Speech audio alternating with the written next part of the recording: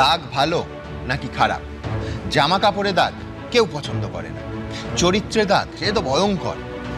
কিন্তু একটা দাগের গুরুত্বই আলাদা, বাঁ হাতের তর্জনীর এই দাগটা। কারণ এই দাগটা আমাদের দেশের মজবুত গণতন্ত্রের সবচেয়ে বড় প্রতীক। আর এই রাজ্যে 2 দফার ভোটে যা হলো তাতে সেই গণতন্ত্রের জয়টা নিশ্চিত হলো, ভোটদানের ক্ষেত্রে সর্বকালীন রেকর্ড তৈরি করে। 4 মে ফল বের হবে।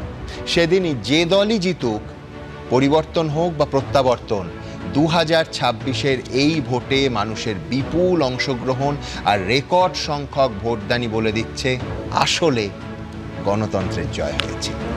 আবার বলছি, মানুষের ভোটে গণতন্ত্রের জয় হয়েছে। আর অবশ্যই ভোট পর্ব শেষ হওয়ার সঙ্গে সঙ্গে শুরু হয়ে গেছে এক্সিট পোল নিয়ে কাটাছেঁড়া। আপনারা জানেন, এই এক্সিট পোলের ফলাফল মেলা নিয়ে আমার প্রচুর প্রশ্ন আছে।